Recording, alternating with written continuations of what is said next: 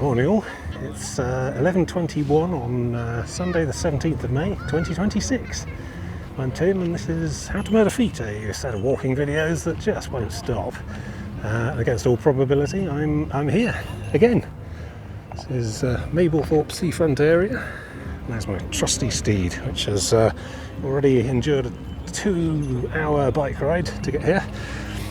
20-mile cycle ride to get to here, and then we're going to walk 18 miles that way. I've basically set myself quite an adventurous and ambitious first day back off the winter season. So, but yes, this is day one of 20 hiking days proposed for 2026.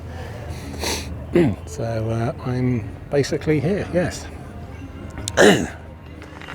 I've already forgotten what I was going to say. So yes, this is week one of 4. Each week will be 5 days in theory. That worked well for me last year, so I'm going to crack on and keep doing it. So this year, 2026, I'm starting in Mablethorpe, which is what you can see around me here. And I intend to finish probably somewhere north of, is it Alton? I don't know, it's not a big town, but basically somewhere north of Newcastle this year. 20 days of about 15 miles on average, heading northward up the northeast coast. I'm in Lincolnshire at the moment, and we'll see Yorkshire and possibly Northumberland before the year's out. Catastrophes notwithstanding, I'm quite surprised no trip ending and demeanour has ended up putting a paid to the whole thing for this trip already. I mean, I'm in Mablethorpe, which blows my mind considering I started in Minehead about 9 years ago. Anyway, here I am again, against all odds, still doing it. So let's focus on this week, not worry too much about long distance endeavours later in the year. So to this week, 5 days of hiking. I'm starting in Mablethorpe, we're going north today to Cleethorpes, which is a bit of an ambitious first day back off of winter, to be honest. 18 miles of walking, 20 miles of cycling already done.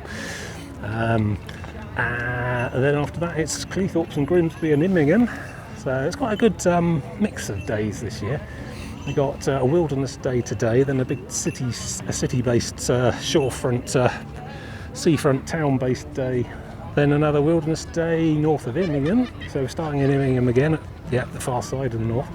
That then will be the Tuesday, and that will take me north round the Humber. We're going to the final big stupid river to deal with on this side of the country. Every other river north of here has a convenient bridge near the sea. So the Humber does sort of have a convenient bridge near the sea, but it's about half a day's inland from the mouth of the river, and it is the Humber Bridge, which is quite a significant structure. You can go look it up on Wikipedia. It's about 150 metres up, tall in the middle, and about 2 kilometres long. So it has a footpath that you can use along the side, so we'll deal with that on Tuesday. That's going to be interesting.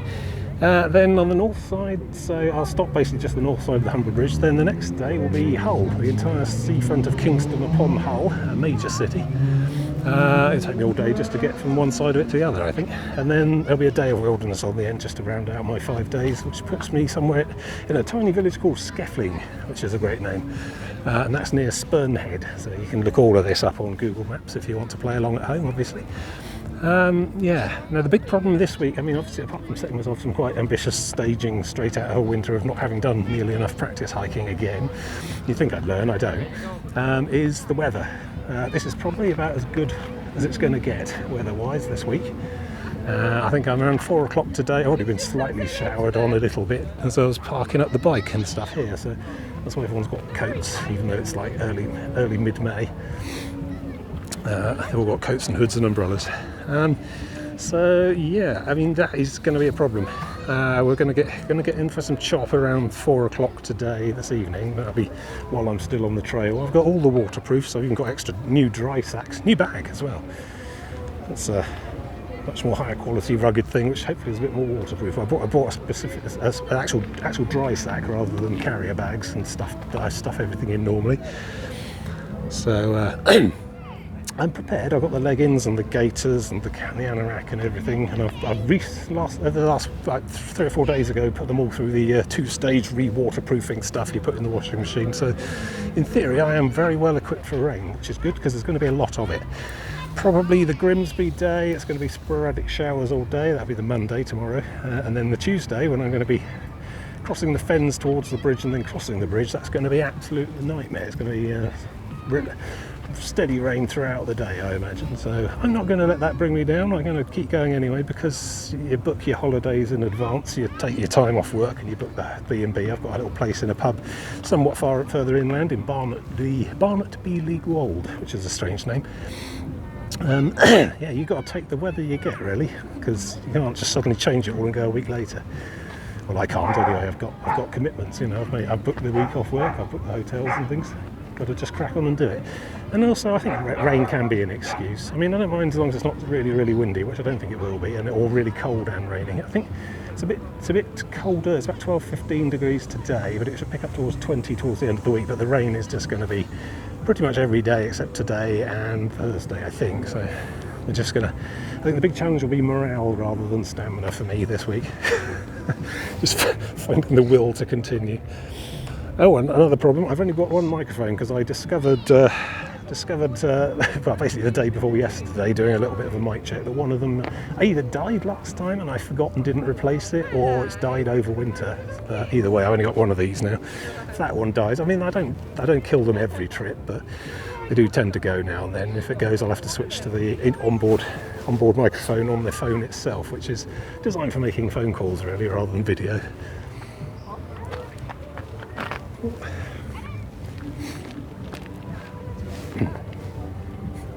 So yeah, here we are. I've got a lot to do today, so I probably ought not to dawdle around eating ice creams and stuff. I probably ought to just crack on now the bike's secure and everything's ready to go. I did a lot of panicking around earlier today trying to find a suitable car park. There's several at the south end of Cleethorpes, which is where I'm aiming at today. It's the first real big thing on the route, but we'll do the map bit later. But all the car parks I was finding had gates that shut at around 6 or 7, and I'm not sure I can commit to getting to Cleethorpes by 7 today. It might be a 7:30, 8 finish today. I mean, the sun doesn't set till 9, so we're okay. And obviously the hotel, I've got keys. It's an exterior, like, you know, stable yard with converted rooms in, so I can turn up back there whenever I like. So, but yeah. Here we are. Anyway, it's nice to see the sea again. I haven't seen the sea. Well, I've been on occasional day trips and small loop hikes over the winter. Went down to Swanage, St Adlam's Head, wandered along the cliffs there for a bit. Redid a very small part of the coast path on Durlston Country Park there. It was very nice. But yeah, this is the first serious hiking I've really been doing all year. I mean, I've done a few longer ones, sort of 10 to 15 miles here and there over the winter. I was going to do all of the ones in that green circular walks book for my area, but I didn't. I got lazy, as usual. Donkeys, don't see those very often. Jingly bells. They look happy. They look chilled. It's hard to tell with donkeys. I think they take pretty much everything in this ride. Anyway, so this is Mablethorpe. Lovely. People determined to have a seafront holiday, despite the weather. But I'm taking that to the max. So I'm going to try and find an acorn. Oh, I found an acorn. That was quick and easy. There we go, on the lamppost there. Two black discs with acorns in. I am on the England coast path. Which, incidentally, oh, I'm not actually on Steadicam. Oh, I forgot to put that. Hopefully that's not too wobbly for you, but my camera work's never great. But yes, news since last on the path, it has officially opened. That happened early spring. King Charles himself went up to Beachy Head to cut a ribbon or something. But yeah, in theory, the King Charles III England coast path is now fully open for the entire extent. I mean, obviously there's going to be local things like that ridiculous bridge outage back down the Skegness way, but in terms of theoretically finished, you know, planning and open access and signposts and everything, it is all ready to go now. It's done. So I shouldn't see any more access problems or having to work out an inland nearest road route until I get to the border up at Berwick. So certainly not the rest of this year. So yeah, I'm going to abandon my bicycle here and crack on. I shall do a map bit and talk to you more about stuff later. There's lots to talk about since last time. But first, yeah, a bit of promenading to start the day, and then I think it might all be sort of dunes and flood banks mostly today. So Cleethorpes is at the far end, 17 miles away, 18 miles. I think it's a place called Saltfleet, which is about sort of 5 or 6 miles in, and then there's not really much after that, so I might have to grab some snacks there, and then it's going to be a big long afternoon of wilderness trudging, I think. Alright, let's crack on, let's get on with it. First trip of the year. And I've already done the bike ride without dying or having a heart attack, so I'm optimistic. Oh, there we go. Super steady on. Yeah, I think that's probably for the best. It's not that I shake uncontrollably normal, it's just I walk and film at the same time a lot of the time. So anyway, there goes the glamour. We're out of the beachy bit. This is just a town now. So yeah, trudging along a suburban footpath again. Sea is over there. I saw it just now. I don't mind. And trying to get my head down and make the most of the good weather at the moment. And for a minute back there up on the top, as I trudged through a seafront car park, I thought, yeah, I'm back, I'm doing it again. But it does take me a little while to get back into the swing of it all, which is a bit of a shock to the system. The first one in May usually is. So yeah, so we've not got much today. I mean, yeah, about 7 or 8 miles that way is Saltfleet, which is a little holiday park on the seafront, which might have a shop. Apart from that, there's not much after that. Donna Nook RAF base. I don't know, it's like just a helicopter landing pad, it's nothing huge. But there's a couple of seal sanctuaries up the coast as we go. Tetney Lock, which is a lock. I think a small canal to Louth, which is a bit inland from there. And then the southern end of Cleethorpes, which is where my car is, hopefully. So yeah, that's the plan for today. Anyway, I'll get the map out once I sit down next. Just going to keep trudging for now. The signposting's been okay so far. There's another one there. But then the last time I was out between Skegness and Mablethorpe, it was a massive concrete dual-use footpath cycleway that went pretty much the entire day, right at the top of the beach. It was lovely. I was kind of hoping that would extend northwards, but no, I think we're just onto the fens and flood banks and things once I get a shot of Mablethorpe itself. It's the Seal Sanctuary and Wildlife Centre, which unfortunately I don't have time to go in.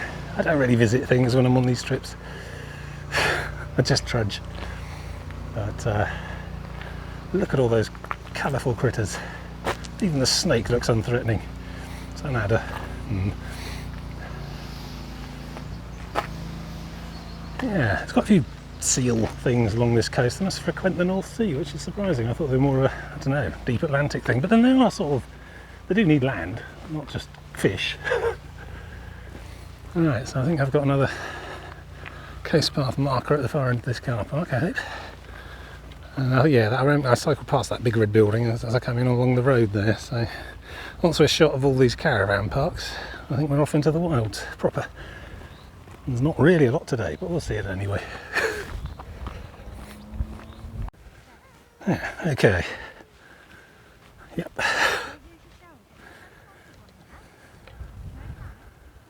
Right.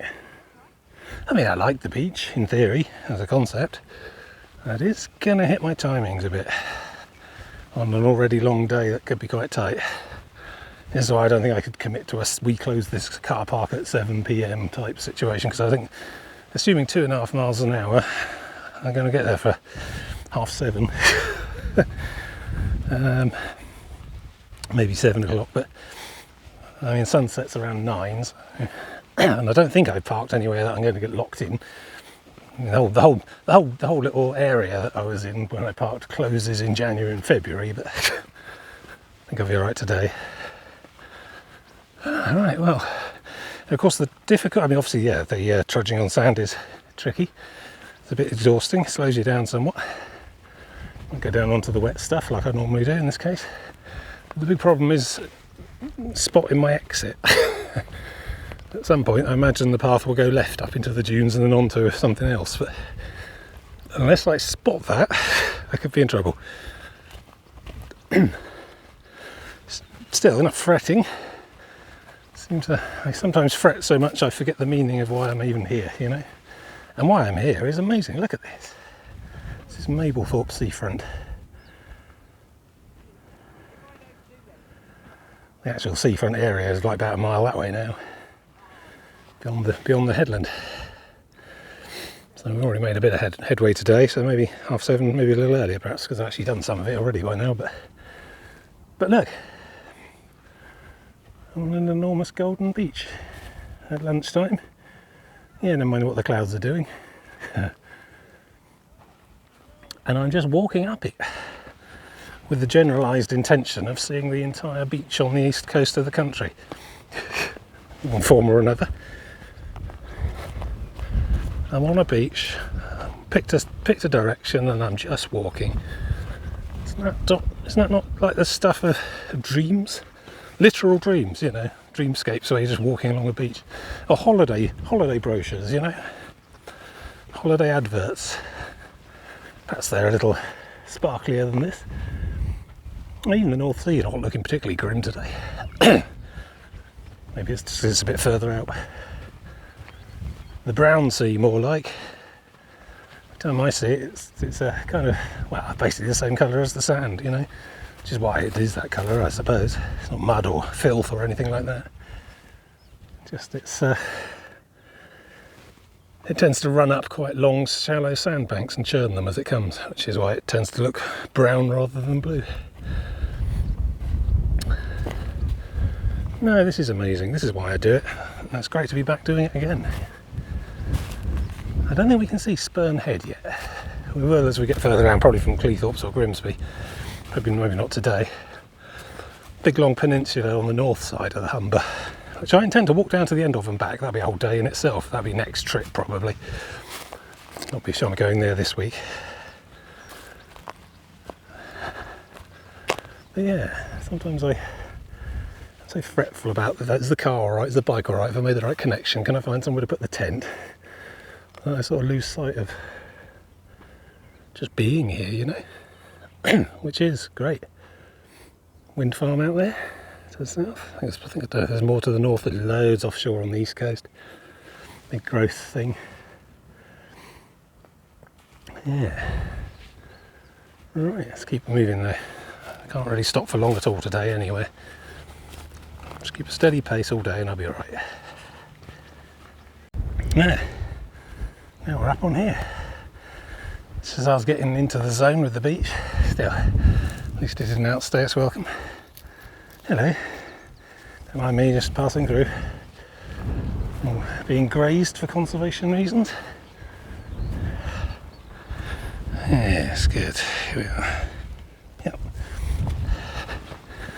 Of course, now the path is officially open, the challenge becomes maintenance. It's going to take, what, 250 million pounds a year, I heard. Maybe I read that wrong or remembered it badly. But the point stands. This is all in the article covering the... it's on BBC News and everything. I thought, yeah, I do that. But yeah, now it's open. You've got to keep it open. It takes a fair bit of work. Okay, you know, I mean, the occasional hiker coming through it like me will trample things down, keep the grass relatively tidy and create furrows, but thorns grow over the path. Thought about putting some secateurs in my bag again this year, but that does sort of seem like going equipped with a bladed article. And I can't really spare the time to snip every overhanging bramble I see on my way. That's the job of actual people whose jobs it is. And those people need paying, so, you know, it's one thing to shove a load of signs up and put a tick in a box and say, yeah, done, off you go. It has to be kept usable as well. Signs rot and blow down, even get vandalised sometimes. Stiles collapse. Wooden bridges across bits and pieces, we've seen lots of those. They crumble over time. Entropy. Well, nature, I suppose. Bit of both. The weather as well. So yeah, we'll see how the commitment is, because I'm going to be trying to use this path for the next, a decade probably. So it'd be interesting to see if it's well maintained as well. I mean, you know, just last but one trip round Lincoln, you know, round on the Boston to the halfway up to, I can't even remember the stops. The bit where I came across that bridge 2 trips ago and it wasn't there. I had to go a long way around. Apparently that's actually open now. I read in some local news about 2 or 3 months after I'd been through there, they fixed it. So that probably is open now, but hey ho. But that was on, it's a complicated thing as well, because National Trails is the thing, I suppose, the government organisation, but things like that bridge, that's on Lincoln Council to deal with. So it's all has to all be joined up as well. I don't know, I worry too much. I can always find a way through. But yeah, no, super encouraging that it is officially finished and ready. You know, I've only been at it for, this is my 9th year? I don't know. So yeah, point being is that I found a way before it was open, and I'll continue to do so. There we go. See these posts, they're not free. That comes from some lumber yard. These squared off, treated for the weather. Someone has to make these, were they? Plastic, I suppose, or they enamelled metal. Don't know. Nails in there, printing, painting. It all adds up. Alright. Yeah, I think we might be leaving the shore a bit now, going a bit more traditional. It's quite rare the path actually follows the beach. It tries not to generally, precisely for all the reasons I keep bitching about. It's quite soft going there. And we're doing time check, 12:20. Yeah, haven't even been at it an hour yet.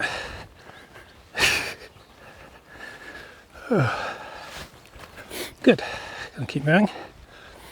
Enjoy the lack of rain while it lasts. Here we go.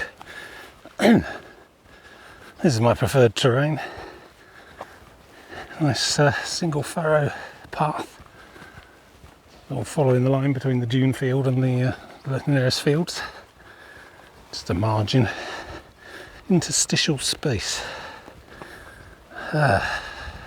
Liminal, is that it? Don't know. Liminals, places that go between other places that aren't places themselves. Corridors, that sort of thing. I suppose paths, footpaths are liminal spaces. It's not a thing of itself, it merely exists to connect one place to another. I think that's probably selling it short. Look at all this rich wildlife and flora and fauna. Birds tweeting, all different sorts of plants in the hedge. I mean, liminal is like your back rooms, you know, your sort of beige corridor with doors on it and nothing else. This is something, this is a place. Yeah, I could follow this all day, this kind of thing. It's my preferred terrain on these sorts of paths. Mud, not sand, although this is quite sandy mud. It's been maintained. I'm trying to work out if it's been strimmed or grazed. Probably strimmed because it sort of delineates too neatly. Animals would be right into the long stuff along each edge as well. So that's been man-made. It's been artificially kept like this. Of course, me treading on it all helps as well. I do wonder sometimes how much traffic some of these paths get that I'm on. Stuff near towns is, you know, dog walker country central, but in the liminal places between towns, on the moors and the flood banks and cliff tops, probably only a few enthusiasts like myself. Yeah, doing well. So what are we, 12:30? I feel like my body's, I'm starting to ache a little, but bear in mind I have cycled 20 miles this morning as well. Different aches though. It's remarkable how little of, my knees were starting to ache on that. That makes me have questions about tomorrow's bike ride, but that's gone away now. So I think 20 miles on the bike is pretty much my limit. Felt like I was flagging a bit toward the end of that.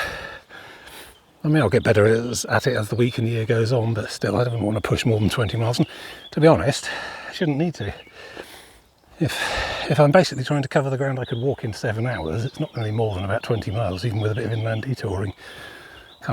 Google won't pick this as the bike route.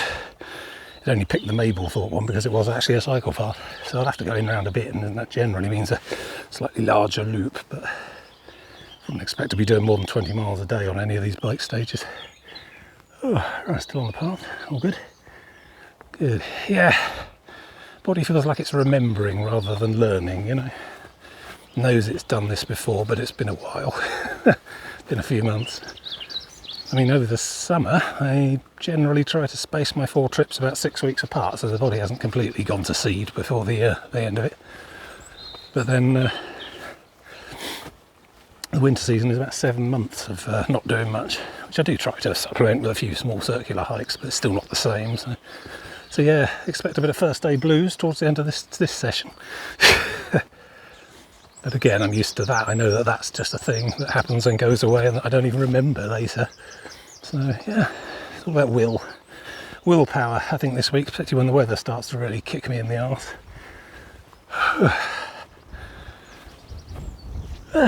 Lincolnshire, a lot of agriculture, spuds and kale largely. And the old sand dunes. This might be like this at least halfway through today. And I can't remember what the... I think I might get more like salt marshes as we get nearer the mouth of the Humber proper. As you find. Oh. Good, alright, yeah, I'm going to stop at Saltfleet when we get there, which is probably only a mile or two away now, because I think there might be a shop. Grab an ice cream and a drink, sit down for 10 minutes or so, half hour perhaps. Well, 10 minutes I think probably. So I can't really spare too much time anywhere today, because it's just a long way.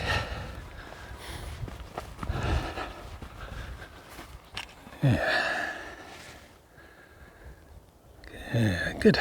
It's great to be back out here again though. 1:15, just checking in. Still passing along the inshore edge of the Saltfleet, oh I knew it, I saw it, I looked it up. Theddle something, nature reserve, which is just an enormous field of dunes. Stabilising the coast somewhat. Quite advanced age these dunes, there's trees growing in and among it, so not a grass. That's all going to be sand under there, but well established sand.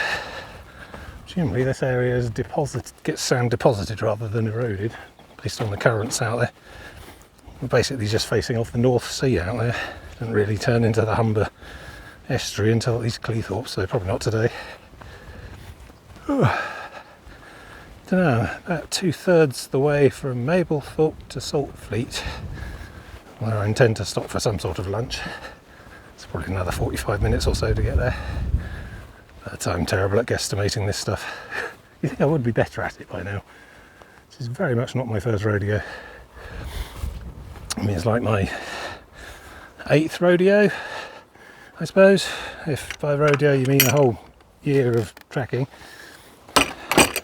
Or if you're talking day trips, it must be getting on for that. I don't know, because I did 2 a year for quite a while, and then I did a whole bunch of scattered day trips when it was all quite near to where I live. And it's only really since the Thames I've been doing this stay in a hotel for a week thing. And then I think only last year I managed 4 trips, so who knows? I don't know. Not important. But it does sort of work for me, this whole thing. 20 days. 20 days broken into 4 trips each year, all around the summer hours. On the good side of the daylight savings clock change. Basically, if the leaves are on the trees, it's time to hike. Because, yeah, I mean, about a month ago, a lot of this was all still sticks. So, and then usually about a month after I stop in September, it all goes orange and falls off. So yeah, that's a good guide, really. Northern deciduous summertime. Oh, there's an acorn. I see you. Heidi acorn. Oh, you're under a strap, look. Very Heidi. The past creates the present. Here we go, press pause for more information. Oh, the bell, time and tide bell. I heard that. There was a bunch of people clustered around here. It was a bit further on after I was diverted off the beach. So now I think you just shake it and it goes ding. As bells do. Alright, good. Let's just keep going then. It's a very meditative, sort of meandering day so far today. Keeping an eye on the horizon. I mean, that all looks benign enough for now, but I should probably check again, actually, see if that's developed. But apparently 4 o'clock this evening, somewhere around Cleethorpes, it will rain. Or at least it'll have a 40+% chance of rain, which isn't 100%, you know. Though I have to look in further into how the Met Office work that percentage out. Is it the percentage chance of a certain amount of rain over that clock hour? I don't know. Anyway, what I do know, despite the grey horrors that await me over the next 2 days, there is not going to be any thunderstorms. There's no lightning, no thunder. The winds are going to be like gusting 20 miles an hour tops. It's all quite light and sedate. So I think it's just going to be a lot of relentless drizzle probably 2 days' time, which I shall have to just head down and stoically deal with. But I mean, I've not seen anything on the weather reports that would make me think, bloody hell, I'm not going out there. So I think we're all on, yeah. And I generally am stupidly lucky with the weather. Looking back on all, I do sometimes look back on all my videos. I'm a raging narcissist, obviously.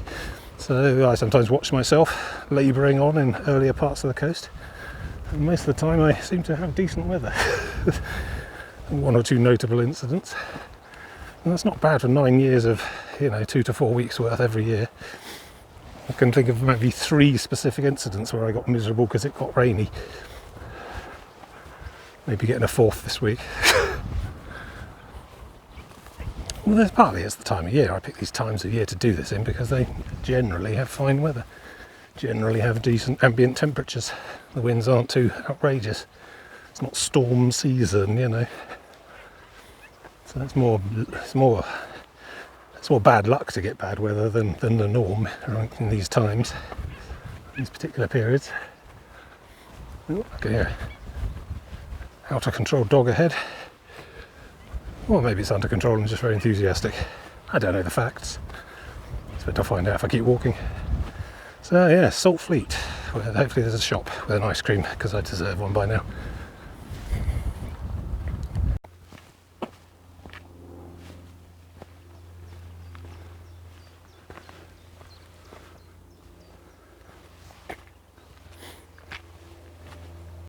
It's okay, I'm out of view now. Crazy. So just stood on the top there, but you saw those people stood at the top where I was panning around. So in the car park there's like there's about 7 or 8 emergency service vehicles, police, ambulances, Coast Guard. About 15 or so of them stood on top of the path up there. I just had to walk past. They kept staring at me as I went away as well, so I didn't want to get the camera out and gawp. And there's a bunch of them out in there. Slowly walking back to shore, maybe carrying something, I don't know.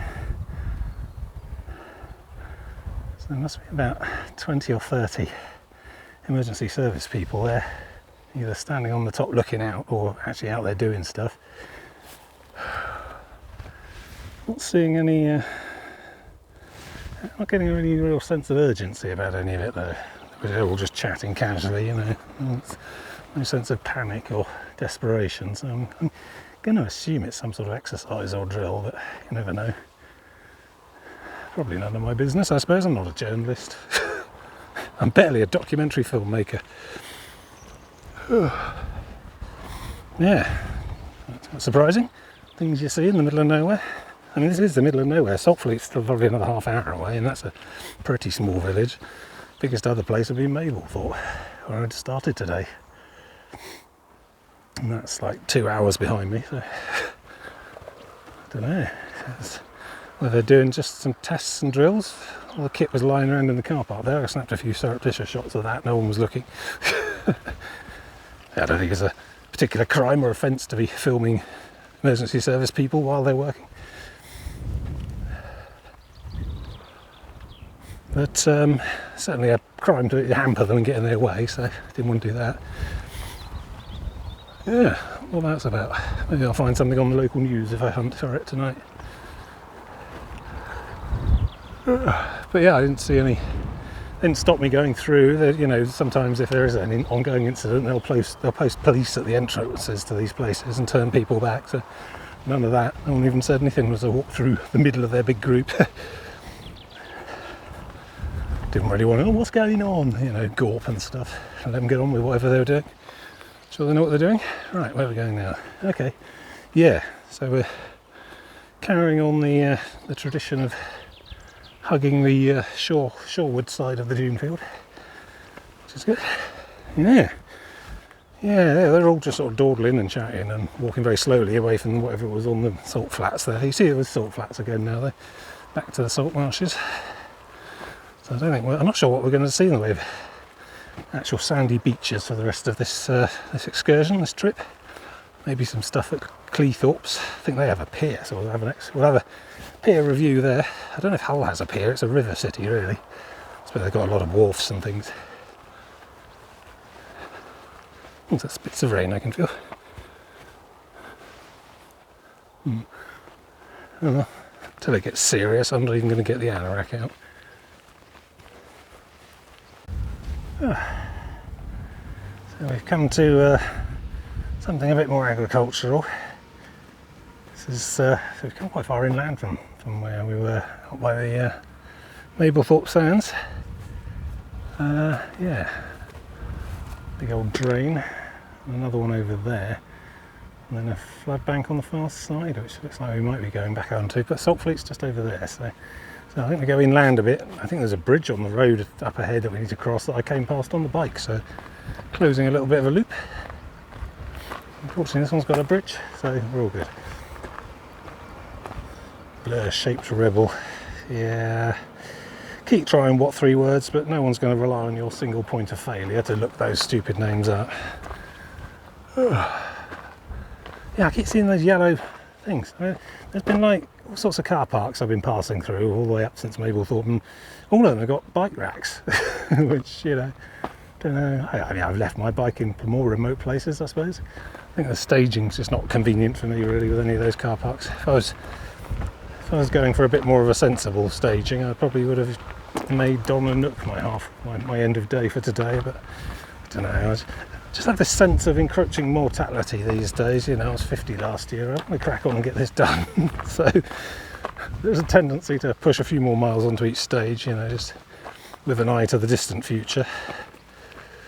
The further I get on these day trips this year, the less stages I have to do in total. More likely I am to finish it before something happens to my legs or my heart or something, you know. It's a bit of a grim outlook, but, you know, I don't want to dawdle. I don't want to, you know, do like, I mean, I look back, very first day out of Minehead at the South West Coast Path, so 89 years ago, whatever, 6 miles, that was my staging for that day. Minehead to Porlock. Oh, you did a determined push. I could probably have done that in about 2 hours, really, 2 and a bit hours. And I think it took me longer because I was really out of shape and also had a heavy bag, and some of the cliffs around Exmoor are quite involved, quite large. So there's a lot of up and down that day, but still 6 miles. I mean, that was a week I didn't even know if I could do any of it. So, and here I am now, sort of casually plotting 18-mile stages and not too worried about it. So obviously I'm getting better at it. But it's being honest with myself. It's like when I'm plotting it all out, I could go halfway to here to 12 miles and call that a day. And I think, well, could I do more? I probably could. I know I can. So I need to ensure that as I go further, go north, come back down the west coast and so on, I need to make sure I'm being honest with what I set myself, actually putting in the effort, not just quitting early and calling it a day because I can't be asked. You know, accurate, honestly judging my capabilities and making sure I have a reasonably challenging day most days, you know. Not too challenging, I need to think of the long term as well, but there's no point setting myself a week of 6-mile hikes when, you know, that'll end up with something I could do in 2 days. And then find that as I get nearer my 60th birthday, I'm finding I'm less and less able to do it and regretting the time that passed, regretting being a healthier man. So there. Don't know where that came from. Look, an acorn. Good stuff. I'm very impressed with the signage so far. This trip, I've only been out for half a day, but so far I've not gone awry. They've all been there. It's all been good. One thing I do miss about the South West Coast Paths fingerboards is the mileages. Those typically have how far it is to the next major place on them, which is nice to see that number going down. Gives you a bit of hope as you're stomping on through the milk wilderness.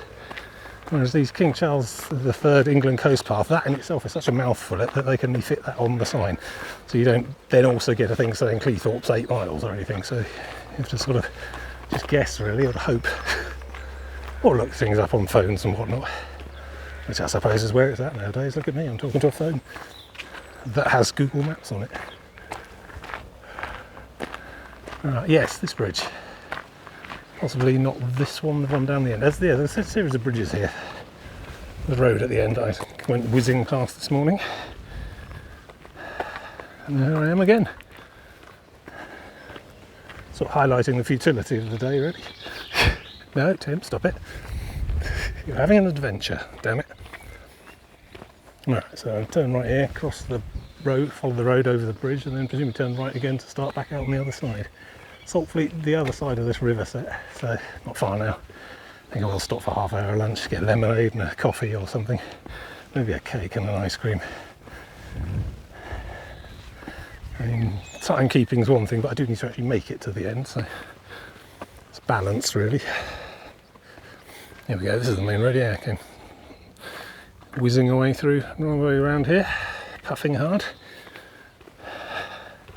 fifth or sixth gear all the way, second out of the 3 middle cog rings. Seems to keep me at a decent 11-12 miles an hour. One of the village cameras clocked me at 12 miles an hour again, one of those, you know, slow down, your speed is things. Most of them didn't even recognise I was an entity, which is disappointing. Oh yeah, I remember that windmill without the actual mill. Someone's fancy house. This is the larger village of Saltfleet, but I think the seafronty bits are a bit further around, so we'll carry on round till we hit that before we give up for the morning.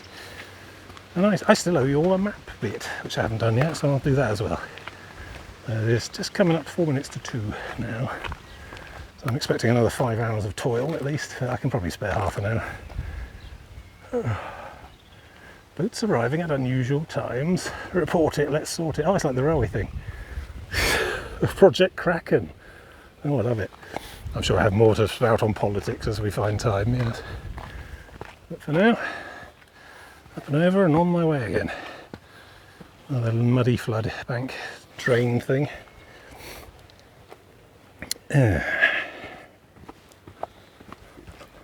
Okay, off we go. Ah, look at this. Classic flood bank. I've been seeing these since the Thames.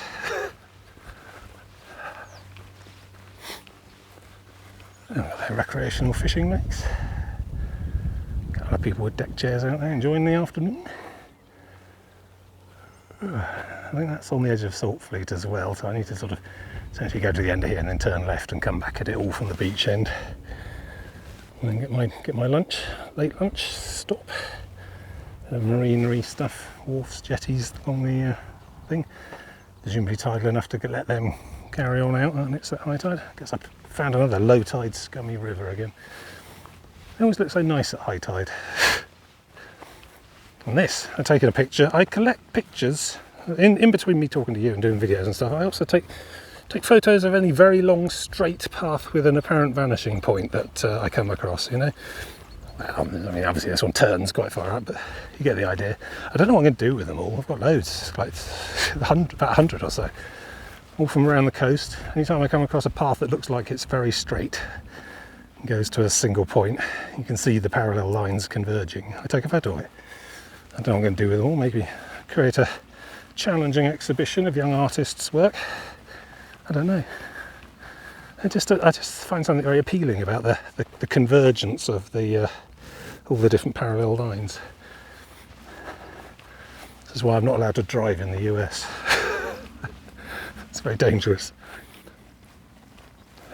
So yeah, I was going to save the current affairs bit for a really boring straight bit, but this is quite straight and quite boring. So yeah, where are we at since I spoke to you last? See, I'm a raging narcissist, so I sometimes watch these videos back myself, mostly to remind myself of what happened in my own past that I've forgotten. And I came across the COVID years, the stages around Par, and that week when I just didn't go out at all and went around Basingstoke instead with a mask on, my fantastic lockdown look. Seriously thinking of giving Movember a participate this year. But I realised that I had largely forgotten. Obviously I remember COVID happened, but I had forgotten a lot of the day to day. And I remember watching myself in that video telling you lot that this was our World War II and that I would never forget this and life would never be the same. And yet I clearly have forgotten, and life has pretty much become the same again. Everyone else seems to have forgotten, you know, for a conscious exercise, I think. Conscious exercise of deliberate ignorance. Who wants to remember all that? Who wants to ever go back to that? We had a boat a couple of weeks ago. There was a boat that came from the south of Argentina up the Atlantic where a hantavirus outbreak took place on board. And we're airlifting people off it to isolation units around the world. I think the Cayman Islands wouldn't let them dock, and the Spanish Prime Minister overruled them and stuff like that. I mean, hantavirus is apparently not nearly as contagious as COVID, so generally it is easy enough to keep control of. They've done contact tracing. I think it's probably safe. We're probably not going to end the human race. But I thought, well, Yeah, here we are again. What happens when COVID-27 turns up next year? Everyone's going to be all really surprised and shocked and angry about having to wear masks and not see each other again. You know? We are an amazingly resilient species psychologically, and that resilience largely comes from selective memory, you know? Just choose not to remember traumatic things in order to better function as people and a society, I suppose. But anyway, so yeah, my point is that I do these current affairs bits, usually on the first one in May. And it seems every time I talk to you in May, the first one of these, I have a new war to tell you about, which is nice. So this time it's Israel and the US versus Iran. There must be into it's like about 2 or 3 months in now, something like that. I forget the exact dates. And yeah, that's fun because it's closed the Strait of Hormuz. Not the Strait of Hummus, as I keep calling it. Nobody laughs. Through which 20% of the world's crude oil, 60% of the world's urea, which is a component of fertiliser, and 6% of the world's helium come through. I'm not quite sure what helium's used for, probably more than just party balloons. And it's a rare gas, it runs out. Basically, anytime they crack or mine helium out of the earth, it has a tendency to go off into space and never come back. So there's only so much of that in the earth. So yeah, that's put the prices of absolutely everything up. I mean, I'm just a gleeful hedonist, so I still filled the car up to come up here, but it was more expensive than last time, yeah. So that's great. We got shenanigans in government. This is the most recent one. There was some May council elections, local elections going on, and Labour lost that as badly as the Tories lost the last general election. Like 1,500 councillors' seats lost or something. So the calm, reflective approach was obviously to turn on their leader, and now there's a leadership challenge. You remember the Tories? So we're looking at the wrong end of 5 prime ministers in the last year or something stupid, the last 2 years. Yeah. It's 6 prime ministers in the last 10 years, and in the 10 years prior to that there was only like 2, or there was 10 prime ministers in the previous 50 years, or something like that. It's basically we are a very impatient electorate nowadays. Slightest problem and we want the leader gone. I mean, I don't think any of the other Labour candidates standing here for this thing at the moment are going to do a better job. I think we'll be here again in 18 months, but there you go. What else? Oh, the Ukraine war, that's still happening. I think it's like 5th or 6th year now. I was in Worthing, I think, when I broke that news to you. It's interesting, mapping the history of the world as applies to where I was on the coast path. South Sudan's still a nightmare.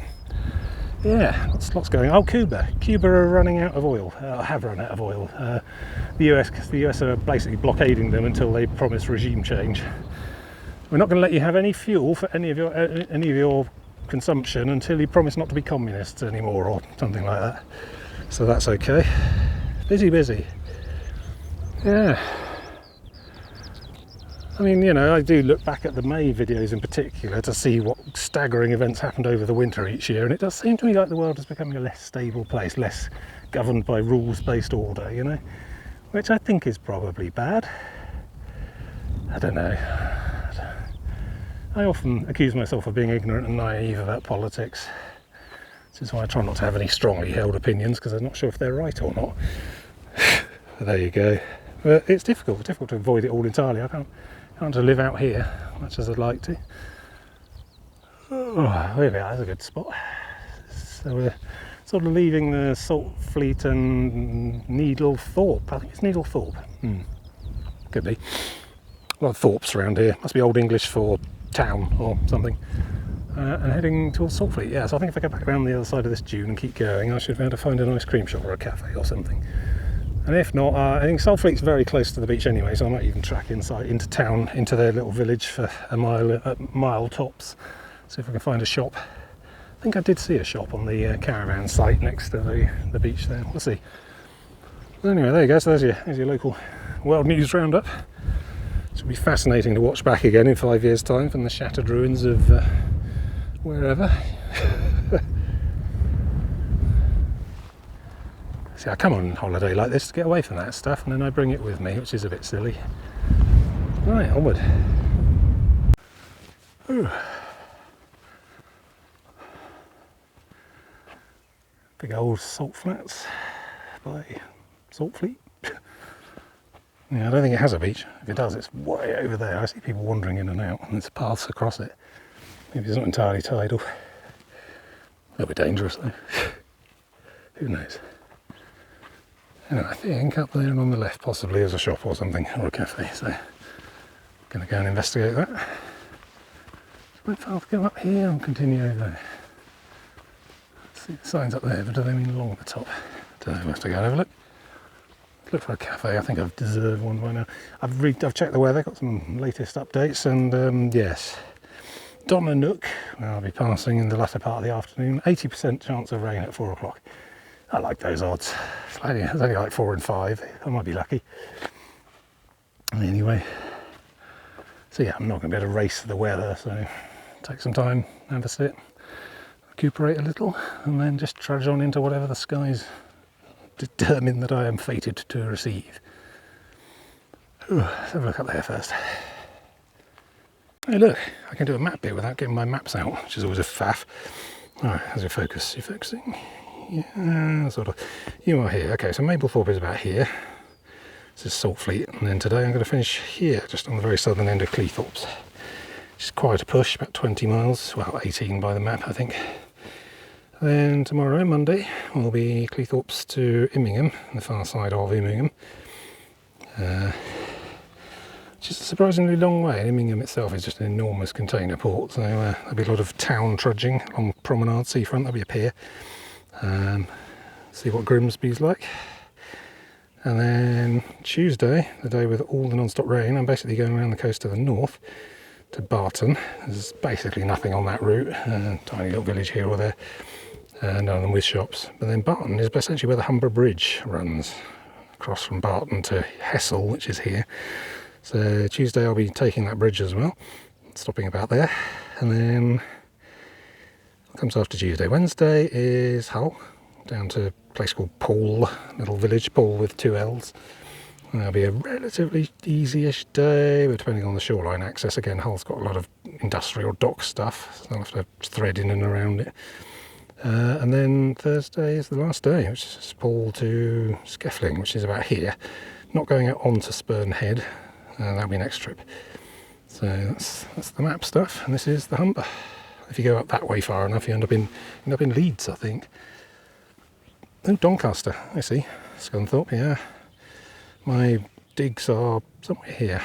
Barnaby Lewald, there's a pub there. That's the thing for the week, and I'll cover the further north stuff as and when that becomes appropriate. But yeah, press pause for more information. It doesn't mention the bridge. The bridge is something else. We'll still see that in some detail when we get there. Anyway, I need to sit down and a drink, so let's see what we can find.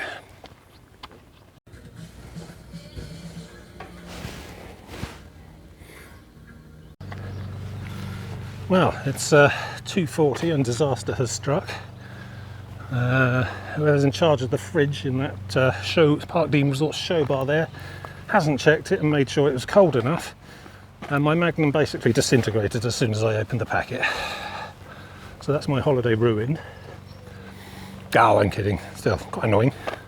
To be honest, I don't really get that hungry on these trips. I do get very, very thirsty. So a pint of lemonade and a black coffee definitely helps. And I compensate by putting 2 sugars in the coffee because my ice cream was no longer viable. I have got 2 of those snack packs of peanuts in the bag as emergency rations if I need, which is about 400 calories, 500 calories worth. So that's I can dive into there if I get really hungry, but I tend not to. Usually I pig out on the way back in the car, you know. Right. So yes, 20 to 3. About an hour and 20 minutes until the rain hits. In some force, I imagine. 80% chance, although there's only a single raindrop still, so likely, but not necessarily heavy. That's okay. So, let's say go that way, but there's no path.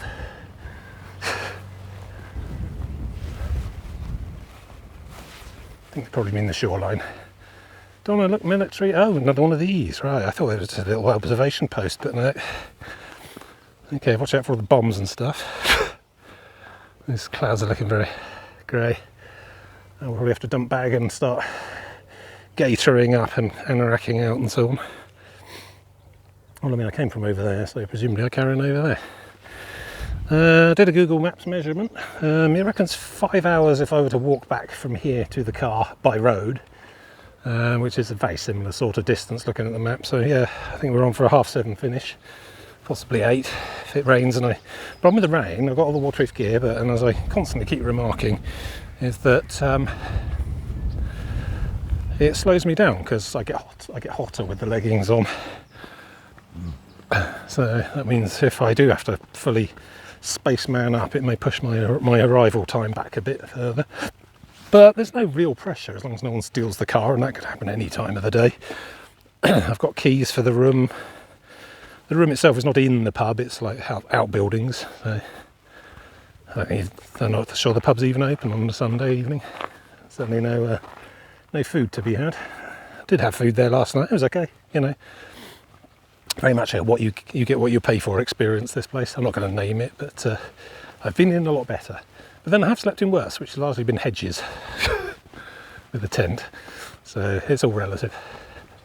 It was only £45 a night though, which is actually quite cheap compared to many other places around here. So shouldn't be too surprised at the slightly tired decor. I think I saw many Google reviews call it, and boy is it. Still, there we go. I don't want to get all angry letters from people claiming slander and what have you. So I haven't even started my 2 litres of actual water I've got in here yet. I've been basically making do on orange Lucozade and lemonade and things at various places. So, a lot of sugary drinks. I've had some snacks before I set off as well this morning, so that was a pretty chunky breakfast. I'm just going to keep pushing now. So 5 hours rather, so more like 10 miles, 10 to 12 miles to go still today. We'll see Donna Nook Air Range, which we're already in apparently. I think there's a seal sanctuary or something further up. Tetney Lock, it's a canal that connects inland to Louth. Small village, large village, small town that way. Which I imagine once upon a time was required to get agricultural goods out to sea and to markets north and south. See that later, I suppose. And then nothing really. Those 2 things are about all there is up this way. So hopefully it's just simple terrain like this. Not going to bog down too much if it gets wet, which it will. And then, yeah, back to the very southern tip of Cleethorpes and hopefully find my car. Then it's the old 1-2 bicycle shoe steps shuffle thing. I have to take the car, jump in the car, in which I have placed a towel, and then take that back to Mablethorpe. So we'll be getting on for like 9 by then. Grab my bike off the seafront if it's still there. Find somewhere to park so I can get the car. Yeah, and then back inland to the pub. You'll probably see me all snugly tucked in bed by about 10, and I'll be probably quite worn out as well. I'll have to get a bag of snacks for the room on the way back like normal. As I say, the pub's not serving, and I imagine I'd probably be too late for. I think even during the week they finish serving food at 8:30, which is a sort of implied deadline for the rest of the days of the week. Although, you know, I can just get my own food. That's not a huge problem if it looks like a day's going to go on too long. But yeah, mostly waiting for that. That coffee has perked me up somewhat, so that's good. Sometimes think about Monsters and Red Bulls and energy drinks and stuff, but I don't know, some of the chemicals in there might help, but a lot of them won't. Just lemonade and coffee does me. So yeah, onward. It really is head down, trudge on, and when the moment happens, kit up. Anorak at the least, probably the gaiters, which aren't too bad. Try and resist putting the actual trousers on until there's no choice. I mean, in moderate spitting rain, I generally get enough heat to dry my trousers. Oh yeah, that's all the ice that came out of the Magnum packet. But you know, if it's only raining very, very lightly, I can often just not bother because my legs are hot enough to boil that water off as it lands. So if I start to get slick and sodden, I'll have to equip up appropriately. Yeah, it's all fun and games till the weather turns. But I don't see why, with a certain amount of precautions and preparation, it should be trip ending, you know. Weather is weather, you should be able to just get on with it. I mean, I don't bring an umbrella on these trips because that's just a bit unwieldy, but there are other ways to prepare, many of which I'm carrying in my bag. I mean, that adds to a lot of weight, so if I'm going to carry that weight, I might as well use it. Yeah. Of course, when it does start raining, I shall have to get all the electrics stowed away as well. Then the microphone goes inside the coat, which makes it a little bit more muffly, and the phone has to be sparingly used and lives in its little waterproof pocket in my anorak. So a bit less easy to just whip it out and ramble my thoughts at you. So it's inconvenient, but shouldn't be insurmountable. That's the idea. Right then, I'm going to just head down and get as much miles in as I can before I have to anorak up. About an hour to go before the rain hits. It'll probably start before the specific moment that they say on the reports. Yeah. So we've abandoned the salt marsh for the flood bank. It's sensible. Seems to be heading in the right direction, very straight and narrow. Which is good. Just looking at that. So I think it is actual rain happening to someone a bit further inland. Yeah. Funny how it can turn. Seems darker on the camera than I'm looking at it.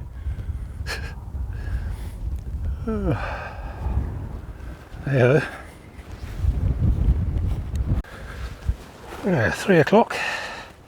Getting a few spits and spots. The wind's coming from that direction, and I can definitely see stuff falling from those clouds. Basically, I'm at DEFCON 2 at the moment, which is gaiters on. Basically, just keeping an eye in that direction. If that forest suddenly goes misty, I've got about 30 to 40 seconds to get my anorak out and on. Meantime, trying to keep my spirits up. And just keep putting one foot in front of the other. I've been rained on before, it's fine, I won't even remember it in a year's time. A couple of sailing boats out there though, they're brave, or haven't done enough homework. A couple of tankers, because Immingham docks, tomorrow's adventure. North and around the headland a bit, there's a couple of parking things on the horizon there. I haven't got zoom mode, so. And I can't be bothered to go and look for the website app that tells you what they all are. marinetraffic.com or whatever. We're all using that a lot at the moment because of the hummus crisis. Suddenly we all know the names of all the ships that are parked either side of the Strait of Hormuz. Most of them are called Indian owner and crew, please don't shoot. Or Chinese owner and crew, please don't shoot. Which is an odd name to put on the transponder, but you know, you do what you can.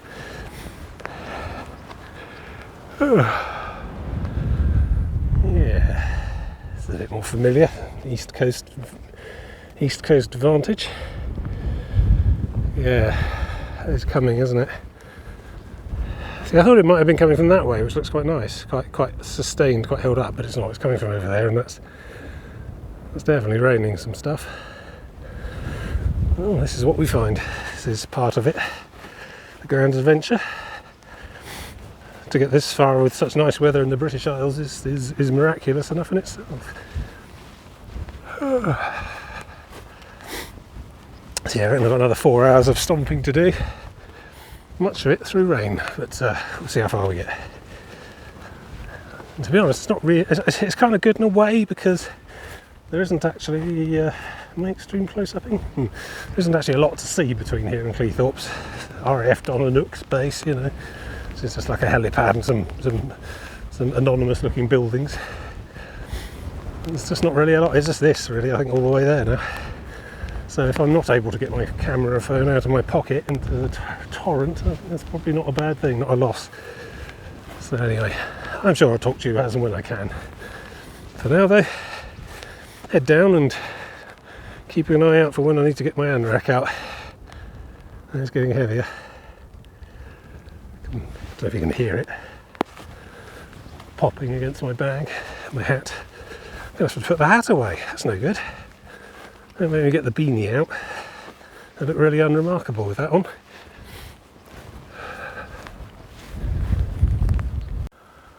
Oh, so I'm at DEFCON 3. Anorak on, hat off. Just had a good blattering as it went over just a minute ago. It still doesn't seem to have made its mind up to really go for it yet, though, although we've got 35 minutes apparently. So sometime between 4 and 5 it really goes for it. So yeah, I start to wonder what 30% chance of rain even means. I mean, I got rained on, yes. It's gone now. Is that it? Am I done? Don't know. Anyway, so it's much of the same since I talked to you last. 15:25. I'm just taking a moment to appreciate this challenging exhibition of young artists' work there. I call it Occlusions of Abstraction, I think. It's expressed in 2-metre blocks of concrete, perfect cubes, down to the millimetre resolution if you go down and measure it. And they speak volumes of contemporary angst, I believe. Yeah, I don't know, it's the not knowing I can't stand. It's the waiting. Sitting on here with a harmonica, waiting to get absolutely drenched. Still, I don't know, looks like I've got a gap. Just going to keep going. So we've still not made it to Donanook. I mean, technically this is all Donanook air range, but I don't know, I've not seen any jet fighters today. I think there's a lot of these sort of MOD places, salt marshes that no one else is using for anything else, and they've sort of just reserved in perpetuity. And I think not a lot of them get any real use. I think they do most of the actual air training stuff out of Lossiemouth up in North Scotland, all the tornado bomber stuff. I think I remember seeing a Channel 5 factual documentary on that kind of thing. Some sort of very orange thing out there. If you can make that out, centre of shot. My elven eyes are obviously better than yours, but that might be a target perhaps. But yeah. But you know, I'm here on a Sunday, so probability of bombing much lower than probability of rain. Let's see. Yeah, now I'm hot in my anorak. I'm wondering if I ought to take it off again. Anyway, I'll keep moving. Get a little tired of seeing these, to be honest. Danger, danger, high voltage, diddly-dee, diddly-dee. You are here, about to enter the red zone. There's the red zone. It has a fence, so, you know, just don't climb the fence. Donanook AWR comprises of 885 hectares of beach salt marsh sand dunes, approximately 3,200 hectares of sea danger area. Prime for training for USAF pilots in bombing and gunnery. There are numerous permanent beach and sea targets and a range of other tactical targets. National Nature Reserve has a resident grey seal colony. That's very human, that is. Oh, we want to look after the seals. They can have the bit we drop bombs on, because no one's actually going to live there. No camping. Yeah, well, I don't camp anymore. I think those days might be behind me now. Alright, yeah, just trudge on. Yeah, see, my original staging, I was going to use that car park there, I think. That's my end of today. So we'll see what facilities there are there. But that seemed a bit unambitious, so here I am. still 4 hours out from the finish today. Yeah, that's okay. Standard sort of thing, really, isn't it? I mean, I don't even see a flagpole, so I don't think there's ever any danger of red flag go away. I think that tends to be used for smaller, more highly active ranges, rifle ranges, that sort of thing. There we go. USAF as well, yeah. So, well, that sign looked pretty fresh, you know, pretty recent. Still legible, not all sunburnt and bleached. Suggests they probably still use it, yeah. I wonder if we'll see a seal, or are they all hiding from the bombs?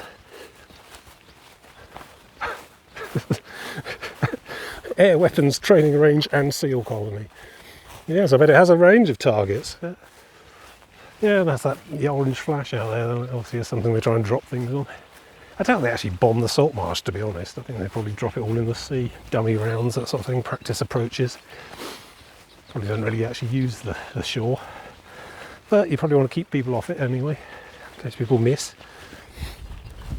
So up by those cottages, presumably some sort of barracks or observation posts and things. A bit like Holbeach, I suppose, which was quite far that way. Still not sure about this rain. I mean, it looks like it's going to barrel off to that way and miss me, but so I shan't complain about. Back down to DEFCON gaiters only. Oh, I can't be bothered to get the hat out though, it's not sunny anymore. Right, let's keep walking then. Nice solid flood bank for a good couple of miles now, I think.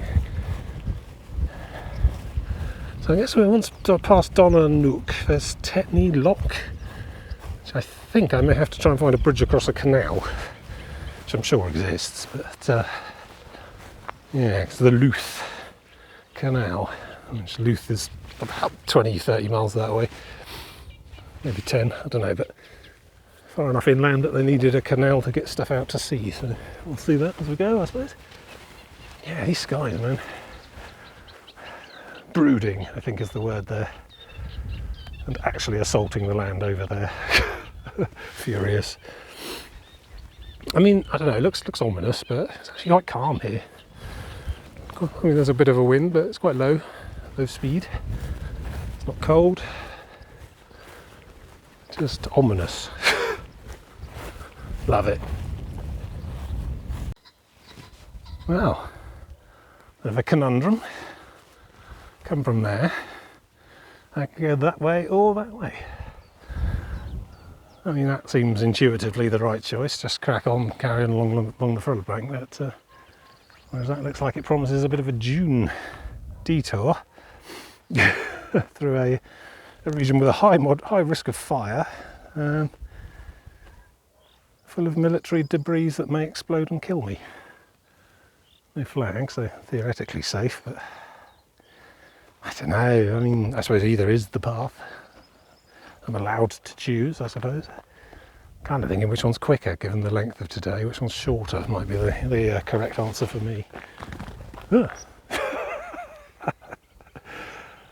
Bloody pheasant. That partridge. Well, at least it's as scared of me as I am of it. There's a map down here. Let's have a look. I mean, I could unship my own map, but I don't know. A lot of time these maps have been printed before the ECP was fully a thing, so this might be a bit more up to date. So right, you are here. Well, there's no ECP on there. Goes up to the path up to here. That's probably where I want to be. There's just no path at all. That was no help at all. I think I'm just going to carry on along the top, to be honest. This looks like the straight route to Fields Onward. I might miss a bit of a sea view, I think, but I'm racing against the clock a bit today. Not for any particular deadline, but I just don't want to be out here all day and into the sunset, you know, which is about 9ish. But that would already be 2 hours too long for me. Plus there's, you know, the stalking rain clouds over there. So it's just really died off the wind now. Maybe it's all changing direction. No flag, I can't tell. Yeah, I'm going to crack straight on. I'm going to take the stay on the top. So that sign there implies that they close that bit in winter anyway, for reasons. Ground nesting birds or something. Don't know. No, I'm going straight on. I think that feels right to me. My many years of trailcraft, bushcraft and trail wisdom. I mean, that probably does go out to the sea along the dunes a bit and then cut back in further up there probably, but I could do without the sand. I hate sand, it's grainy and it gets everywhere. Right. That's yeah, this seems right to me. This one feels right. Well, I suspect there's no right or wrong really. As long as you follow an acorn, that's all good. Let's do it. Yeah, this is the centre of operations. Good job, Chalky. Top hole, bang on.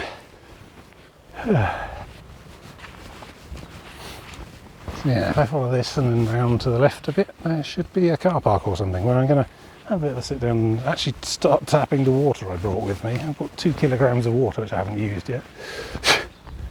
And it's like 4 o'clock, 4:15. Ooh, how are we doing for battery? 42%. Okay, that's not bad for this point in the day, given that I hit it quite hard on the bike ride for the sat nav. So I get directions. Tend to use that less on foot.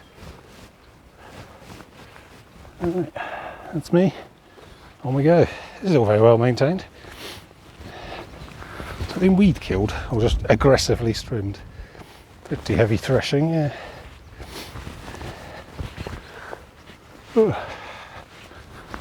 That's what you like about the military. They do keep their bits of the path very well ordered. Generally don't have any trouble when I'm on the path near these air ranges and what have you. And do their bit. Mostly because I think they want it clearly identified where people should be going and where they shouldn't. So, you know, which is fair, which I totally agree with. You give me a well-maintained path and I will stick to it. It's when I can't work out where to go next, that's when I start getting improvisational, going off-piste. Yeah, this rain still hasn't decided. Very dark, but it may miss me. I don't know, it may have swerved to the south a little. So I'd be lucky. Very good. Quite hot with the coat on. I'll have to divest again. On, off, on, off. Ooh, yeah, if I get to that Donna car park, which is just around this corner, I think, then I think I might just sit down and have a minute. 10 minutes won't hurt either way at this point. So it's 4 o'clock. I'm probably looking at 3 more hours of marching, which isn't too bad. So I have much greater stamina with the walking than the cycling. I mean, that 2 hours was pretty much my limit this morning. I think I could do this for the rest of the day, which is just as well, because I'm going to have to. Yeah. Good. Right, I have to come out of zoom mode for this, because I think I've seen them appear.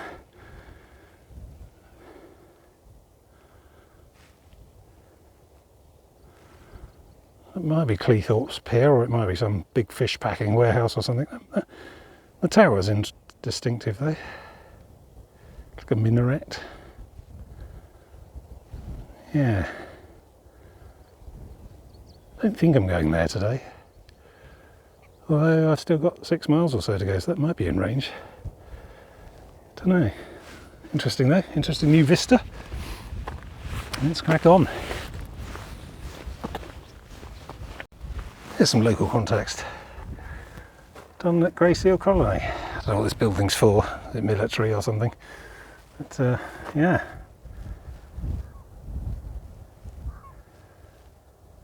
There you go. So that's October to December. It's a winter thing, so we won't see them now. Okay, that's interesting. And then look, here we go. Some KPI indicators there. It's good. I'm loving your year-on-year pup production. It's looking good. Well, it's dropping off in recent years. Is that an energy shock from the Hummers situation? Don't know. We'll have to get some analysts on it. I guess they're sort of so far out they're not really disturbed by anyone because, you know, bombing range. Yeah. Well, okay. Well, that's interesting. That means we're just not going to see any at all on our trip because they only carve their pups between October and December, and I'm only out here between May and September, so we're never going to meet, which is a shame. I don't know what to do with seal pups. I mean, you know, you see a lot of talk about clubbing them, but I just don't think I could. I'm not sure I got the gumption. I think best left alone. I've seen seals. I saw seals at Godrevy on the South West Coast Path that time. So I've seen seals. So I'm alright, thanks. Yes, this is the Donna car park. It's just about 12 miles in. I mean, I was originally planning to stop here for the first day, but that would have worked. It's a bit remote, but don't think there'll be any problem leaving a car here for the day. Or a bicycle today, next day. But no, Cleethorpes or bust. So yeah, got another 6 miles or so to go. from here. 12 miles to here, 18 to the end of today. Yeah, that'll be about just under 3 hours, between 2 and 3 hours I think. I'm not sure I can maintain 3 miles an hour, but I'm generally faster than 2. But I did say I was going to stop here and have some water, didn't I? I didn't see a bench. I might just shove down in the hedge up here a bit and have a little bit of a break. Plus, if I drink some water, the bag gets lighter. I mean, if I tip some water away, it also gets lighter, but that does seem a waste.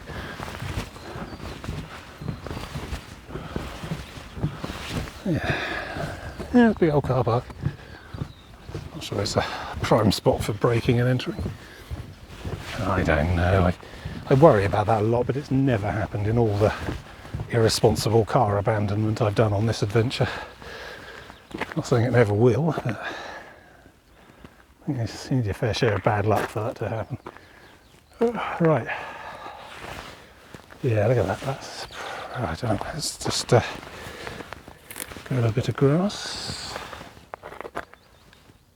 Yeah, that's a really undecided direction of wind. I mean, that big thing there may stall, not actually come any closer.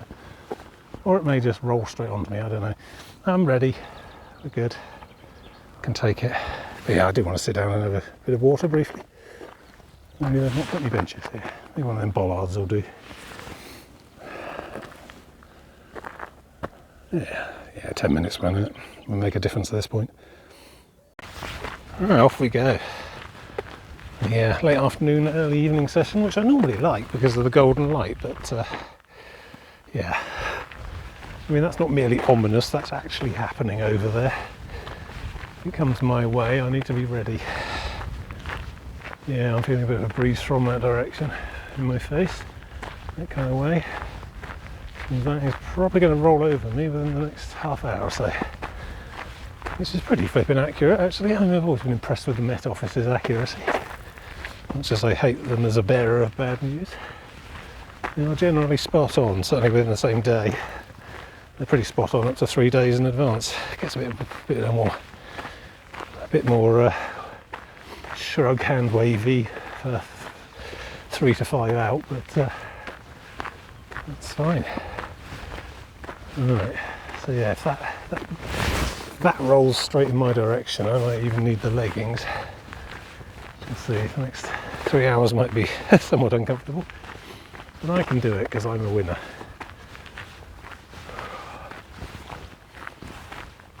Tatney Marshes, maybe? I don't know, we're not quite there yet. A bit further to go. I don't reckon I am going to get to that spiky building on the horizon. I think that is tomorrow. Some aspect of Cleethorpes or Grimsby's shorefront. Let's not worry about that today. Got my work cut out for me, I think. Towering thunderheads. No thunder. No, I mean that's the one thing I am confident about and pleased with. It's not actually a storm, it's just rain. No thunder, no lightning, no gale, force winds or anything. It's just going to get a bit wet. So I won't dissolve, so it'll be alright. Bloody hell. That was quite severe. Very heavy. And as it moved over, it was changing direction, so it was still landing shots on target, like me. I was aimed. I wonder who I've annoyed. Still survived, I think. That's why I'm doing this little piece to camera now, to see if the microphone still works on the phone. It might be. I can feel a few faint spits as well. I think there's a little bit left to come over, but I think that might be it for the next hour or two. That's pretty much what the Met Office foretold. One should not gainsay the oracle. Right, I don't know how far I've come from where to where. I don't know, it was all just like grey and noisy. The problem with this hood, it's very good at keeping rain off, but it doesn't half make a racket when it gets rained on. Right next to your ears.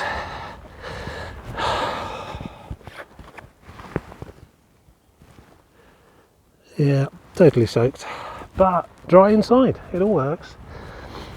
And the boats are leaking in a bit, but they're not really proper waterproof boots. I did treat them, but they can only take so much. They've got flipping mesh panel on the top centre there instead of the proper old school leather boots I used to like. Trouble is they kept knocking my toenails off, so I'd much rather take wide toe cage merrills there than that may incidentally leak water in, than a big solid leather coffin that makes my feet go bad. So that's fine. So we're all good. Hey, it's not even spitting now, it's totally stopped. But I'm going to have to wear all this to let it dry in the wind now. Can't really stuff it in the bag wet, so that's still going to slow me a little. That's okay. My body heat will push heat out through the layers, which will in turn help the wind evaporate the stuff off. Of course, evaporation is cooling, so I need to keep moving because basically the wind blowing the water, evaporating the water off my body is going to lower its temperature a lot. So that's basically kind of sweating, really, but synthetic. Yeah, so I need to make sure I keep moving, otherwise I will start to get in danger of, well, I mean, hypothermia is unlikely on a day like today, but it's going to be unpleasant otherwise. So yeah, if I just keep a steady pace going, generating body heat, it should eventually evaporate all this stuff off if the breeze keeps up as well. And anyway, it's probably only like 4 miles to the car now, so once I get there I can just strip it all off and throw it in the boot and let it dry while I go and sort out the bicycle thing. So yeah, all good. Survived. I'm hoping that was like a hot spot of very harsh rain rather than the normal, because pretty sure Tuesday is going to be like that all day. So I'm hoping it's just not nearly as heavy. It's going to be on and off like that tomorrow as well, probably, and perhaps a bit on Wednesday. So this kind of sunlight is the exception to the rule this week, I think. But I'm confident. I mean, I've destruct tested my waterproofing and it seems to hold a reasonable amount. I don't think it's totally waterproof, it's not like a dry suit, so I mean if enough sustained rain for long enough will start to leak through probably. Well, we'll see, we'll deal with that as it happens. One thing I didn't do, which I forgot, was when you wash and treat and clean Gore-Tex, you're supposed to iron it with a cool iron afterwards to reactivate it, and I forgot to do that, so I don't know if that's compromised the thing or not. I feel dry. I mean, I feel a little damp inside, but that's sweat, which doesn't breathe out through Gore-Tex as much as they'd like you to think. But yeah, still some miles to do today, but I think we're okay now weather-wise. A bit of sunlight even, a bit of warmth might help me dry this. If I can get it dry enough, I'll just stuff it back in the bag and that'll help. Otherwise I'll just wear it all the way back. Yeah, good. So, successful destruct test of my waterproofing. That's what I like. Oh wow, I'm seeing loads of stuff over there now. That's Spurn Head. Because now the rain's gone, the horizon clarity is clearing a lot more now. That might be. Let's just get up to the end and then do a 10 times zoom. Alright, let's try 20 times zoom. Definitely stuff over there. Some sort of lighthouse, I'm pretty sure that's on Spurn Head, yeah. Goes out to the end there, perhaps? Hard to say from here, that's a very long way away. So we're not going on there this trip. We're going to Skeffling, which is a small village just before you get onto Spurn Head itself proper. But yeah, basically the north side of the Humber, the easternmost extremity of it, has a really long peninsula, which will take me a day to go there and back down to the end of. Probably not actually the ECP, but I think I might do it anyway, you know. But that'll be the June trip, I imagine. It'll be the day one of the June trip, start in Skeffling, go to the end of Spurn Point and come back to, I don't know, there's a lot of small villages along there. And then from day 2 onwards, strike on off up the coast proper. I think that weekend's in Filey or Bridlington, something like that. I know, mad. That's Spurn Head, that's Yorkshire. I'll be crossing the Humber Bridge on Tuesday into the East Riding of Yorkshire, I know. I think I started in Minehead in Somerset. Can't dispute Yorkshire's in the north. I've definitely made a long trip so far. Yeah. Turns out there's like 3 different Yorkshires. There's the East Riding of Yorkshire, which is the one we're going to over there tomorrow, or the day after tomorrow. So we'll get to Yorkshire this trip, say goodbye to Lincolnshire, But there's also a South Yorkshire and a North Yorkshire as well. Quite sure where each goes and how that intersects with the coast path, but I'm sure we'll find out as we go. Get to collect a new flag. I like a flag. I like the county flags. I've only seen one Lincolnshire flag today on my travels. Seen quite a lot of St George's crosses. One or two Union Jacks. But yeah, there's no West Yorkshire. I think that might actually be Cumbria. I don't know. I'll have to ask. But I mean, I could be in Cumbria as soon as August 2027. Oh yeah, I wanted to talk about all that. I've decided I'm very much leaning towards Hadrian's Way now, rather than the actual Yorkshire, the actual England-Scotland border, for a number of reasons. Most of which involve the fact that I can't really do the backpack camping tent thing anymore, and it would be absolutely necessary doing that route. There'll be 2 to 3 day stretches where I won't find water, apart from, like, you know, pools, rivers, whatever. And amoeba dysentery sounds interesting, but not fun. The bicycle return B&B car shenanigans I've been doing all up the east coast of England really won't work for the England-Scotland border. There'll be stretches there where the return bicycle route is 70 miles, so that's no good. And it'll probably take me 2 weeks to do the England-Scotland border, with a gap, with a break at the A68 or something, which is the lay-by which apparently has a bus stop, which I'd be relying on for logistics. So all in all, Hadrian's Way seeming a more doable thing. Nothing anywhere says how I have to get from ECP at Berwick to ECP at Gretna and Carlisle. I can do whatever I like. I can skip it entirely if I want, but I like to join up the dots. Hadrian's Way sounds interesting. It's an actual path, proper actual path that I can tick off on my big wall map of national trails. Have you done them all? That my mum got me for my birthday. I've already put all the pins in it. But Hadrian's Way is a proper thing, a proper national trail. I'd like to see it, give it a go. And it's 81 miles, which functionally means I can probably do it in 1 week. There's a fairly major A road that's more or less tracks the same route, which means I'll be able to do the bike car shenanigans, pick some central B&B, generally enjoy it. Of course, that isn't actually the border to Scotland. Northumberland's above that, but it just seems more doable, you know. So that's where I'm leaning at the moment, and saves me a week. So it means I can cut an additional week off my overall life quest, which may come in handy. May be crucial at some point when I'm halfway down Offers Dyke Path, which is the Wales plan at the moment. Offers Dyke Path is a bit like the England-Scotland border in places, but there's no other alternative, easier thing to do there, so I'm going to have to work out how to do that when I get there. That'll be 4 or 5 years ago, into 4 or 5 years time, I imagine. So yeah, that's the planning at the moment, but that's like, I'd say, a year and a bit away at the moment. Let's get this year done first and see what happens.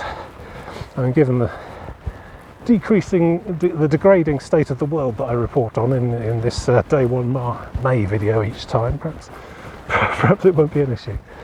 Who knows? Oh, that's just nuts.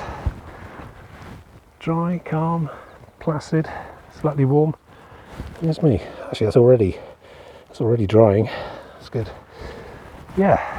A sudden drive-by squall. I think, yeah, a bit of a taster for some of the week ahead. We'll see. I so wanted to get to Grimsby and it be all such sunny and shiny and lovely, because, you know, Grimsby is just such a lazy cliche, you know. And I suspect the evidence may prove otherwise.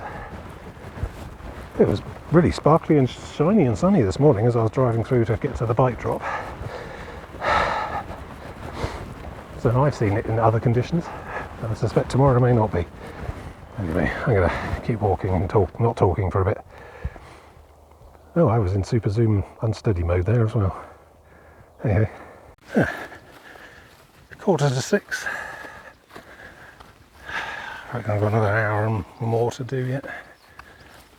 I'm wondering, that minaret spire thing, that might even be this day. Might go past that. It's getting closer. It seemed to think there was some sort of oil refinery or something along here. Can't remember if we passed it or... yeah, maybe. Ooh.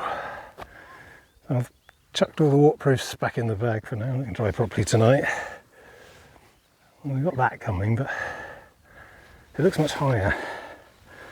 Don't think I'm in danger of being rained on by that one, I don't think. And also the wind's really dropped off. You can see those windmills there, just not moving at all. So that may not even hit me today. Don't know. If it does, I'll get everything back out and on again. It's my life now. Yeah, I don't know what that spire is now. Maybe it's some sort of oil refining thing. In which case, Cleethorpes is further away than I thought.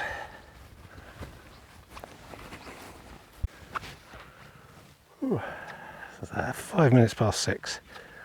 Doing alright. Another hour and a half and we'll be done.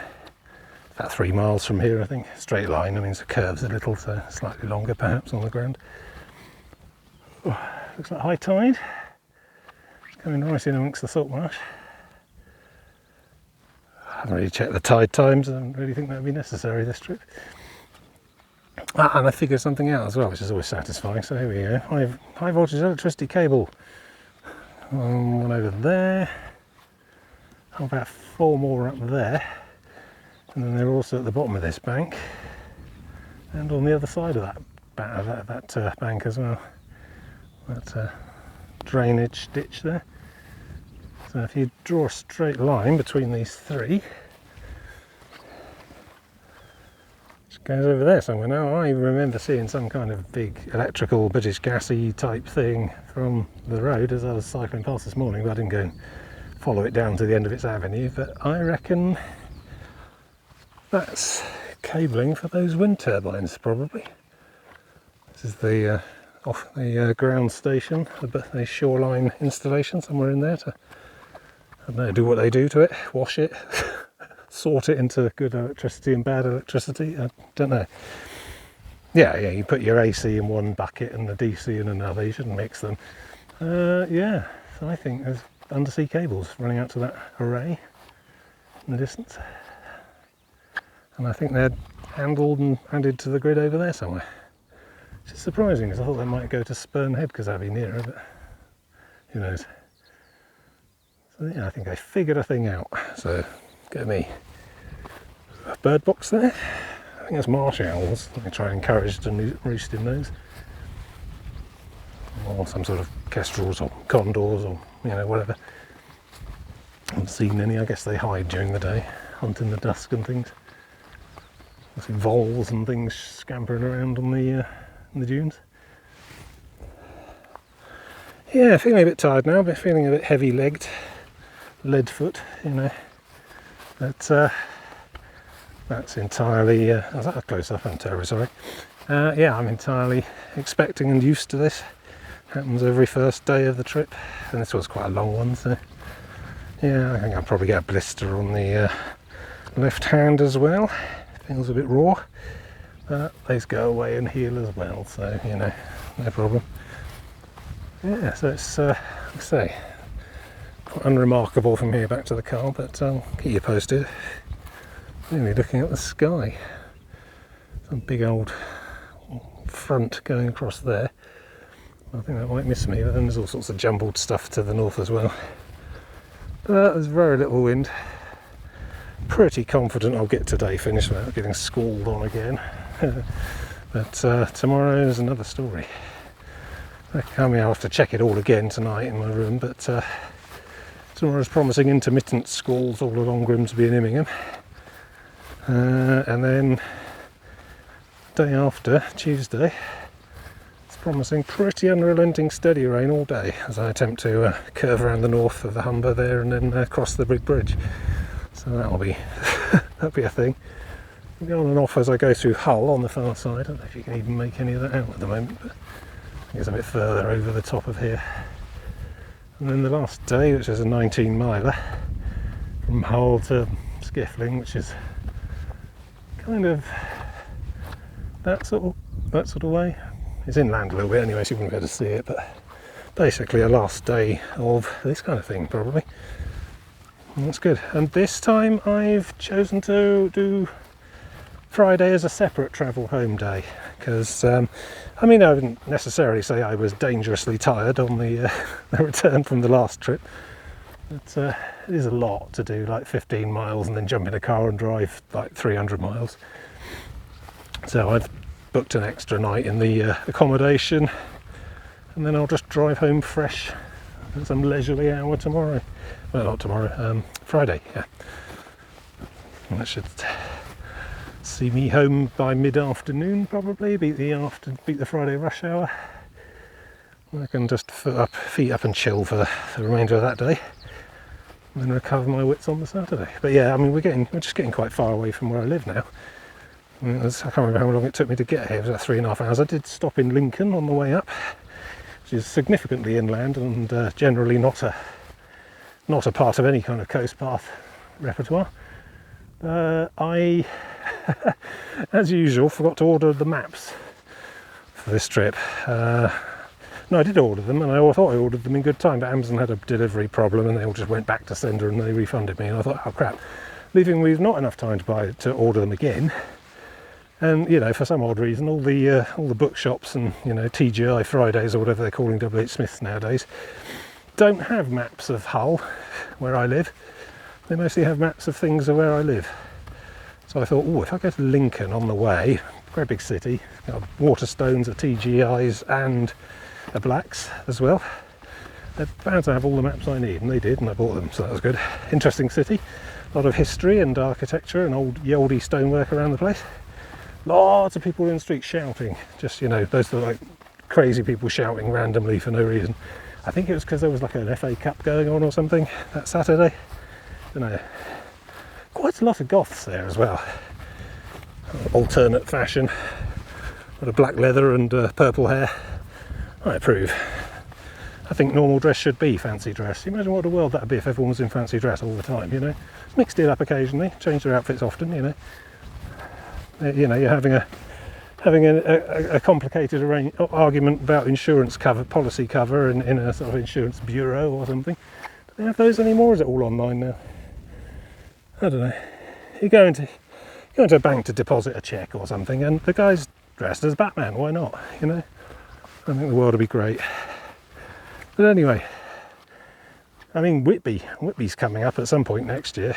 No, later this year, I think. Yeah, I don't know if that's August or June. No, June I'll be getting to Flamborough Head and Filey. I think Whitby might be the August trip. Goth Central, because of Bram Stoker's Dracula, features quite a lot of on-location stuff there. So yeah, I don't think I'm going through during Goth Week or whatever. They have an actual festival and stuff. Look for photos of that online if you're interested. But I shall probably try and have a look at the Abbey. It's a long way away. So there's my car. What time is it? Yeah, cool. About an hour to go probably. I can do it, I'm a winner. Interesting. I think they got sink ports here. Like a artificial stone fortress thing, concrete, in the Humber. There's one there, and then there's another one on this side as well. Don't know if I get nearer to get a better detailed view, but yeah. Only ever seen those in the Solent and Portsmouth sort of way. Very expensive and difficult to build, so obviously you only do it if you need to, but then I suppose the Humber must have been as important as the Solent during the Second World War. Interesting. I'll see if I can find a plaque or signboard about them. Probably tomorrow somewhere. Mind you, tomorrow might be a bit drizzly, so try to get a good view of them now. A couple of big boats all waiting out in the estuary. In the mouth. See a few of them on the far side. I don't know what Hull has in the way of actual docks and stuff as well. Mingham's pretty busy, but yeah, well, we'll find out as we keep walking. So the wind's picked up. You see those things windmilling away, which means it's coming from pretty much the direction I'm facing. So I think I might miss that. I think that might pass to the south of me. I don't know if the wind is the same up there as it is down here. Anyway, I've got about an hour to go, so probably less now. Just have to hope I can get to the car before anything else happens from the sky. But if it does, yeah, just throw it all back on again. Keep walking. Nice afternoon light, although the sun's going into that big old bank now, so it's going to get a bit gloomy. It's okay. Trick's going to be trying to work out where I leave the path to get back to the car, because I didn't really scope that out. So I'll have to use some Google foo, work out which side path off of this I'll need to use when we get there. Basically, whether we curve around there, there's like a small bay that when this top thing joins the trees, that's Tetney's. It's the southern end of Cleethorpes, Tetney Marsh car park, which I was going to use, but given that I've got 31 minutes to get there before they lock it up, it's probably smart that I didn't choose to use it in the end. So the one I need is another mile further up, but I think I can make it. We'll find it. It'll be good. Yeah. Striking skies. Counterpoint to the wide open landscape. Good day. Ooh, I feel like I've got a lot done. Still not there yet. Let's keep going. Ooh, high tide. Ooh, looks like I've got to cross this. Some sort of boom across it there, but that's probably not sensible. Some sort of bridge a bit further on. Dam something. Probably get over that. Not seeing a path on the other side though. Maybe we go inland for a ways.